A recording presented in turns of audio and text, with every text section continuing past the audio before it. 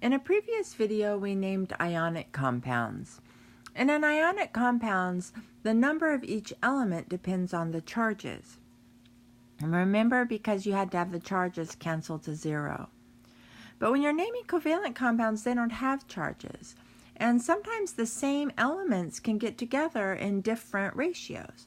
So we have to have a way to let people know how many of each element we have. And how we do that is by using prefixes. Now, prefixes are simply parts of a word, or they're just something that you put at the beginning of a word. And what we're going to use them is to show how many of each atom we have. On the far left, I have the prefixes 1 through 10.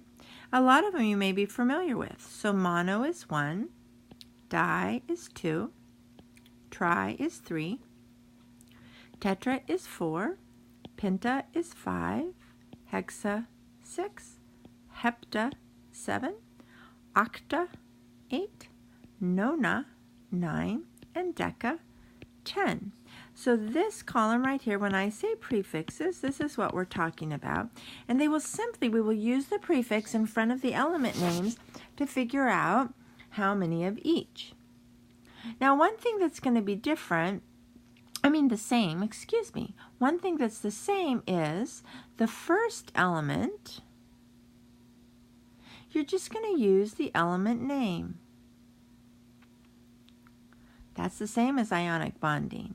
And then the second element, you're going to use the suffix or the ending IDE.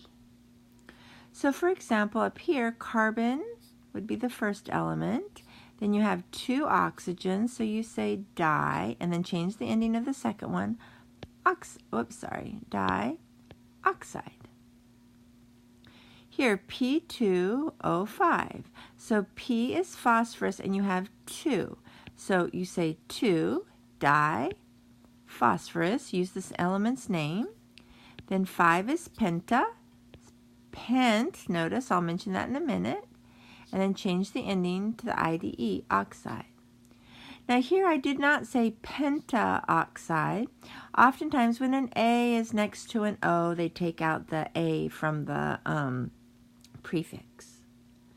Now on the first element, we will not use mono or 1. So notice up here there was 1 carbon and we did not say monocarbon.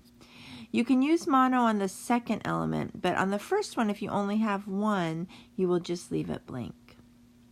So here's 2 other examples, sulfur trioxide and carbon tetrachloride. So now I have a few, and I noticed that I put some on both pages, but that's okay. Why don't you pause the video and see for the first 3, see if you can write the formulas from the name, and then the second 3, see if you can write the names from the formulas. So pause the video and try. Okay, so let's go through, and I'm just going to number these so I can refer to them that way. So number 1, phosphorus, and there's not a prefix, so we know there's just 1. And then trichloride. So chloride is chlorine, and tri is 3. So phosphorus trichloride is PCl3. Now number 2, there's a di here, which means 2, and you think 2 what? Well, nitrogens. So there's 2 nitrogens, and then pent, which means 5, and that's oxygen, so it's N5 oxygens. Now carbon, if there's nothing in the front of it, it just means there's 1 because we don't use mono on the first one. And then its chloride is the second element, and there's tetra, which means 4. So when you read the name, it tells you which elements. The first one is just the same as the element name. The second one, they've changed it to IDE. And then it also will have prefixes that tell you how many. So let's look at number 4. So there's only 1 of these, and that's sulfur. So I just write sulfur. And then there's 6, so I say which is 6. And then it's fluorine, but we change the ending to IDE for the second one. So it's sulfur hexafluoride. Now this one I did on the previous page, I'm sorry. But carbon, there's only one, so there's no mono, so carbon. And then 2 is di, so I say di. Oxygen is oxide when it's second. Now if oxygen was in the first one, we would just call it oxygen. Remember, the first element is just the same as the element name. I can give you an example of that in just a second. All right, so this one, so I have phosphorus and I have 4 of them. So 4 is tetra, so I'd say tetraphosphorus.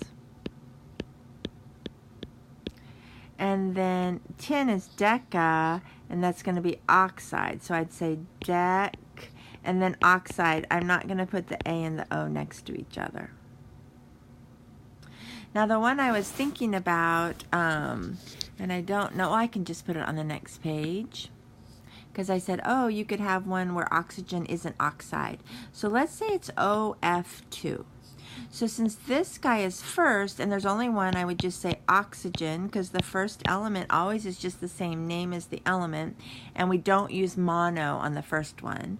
And then that would be di, and then fluorine is fluoride. So remember, the IDE is only on the second element. And then on the first one, you're going to use the name of the element. And you might have to have, this one doesn't have a prefix because there's only one. So no mono on first element.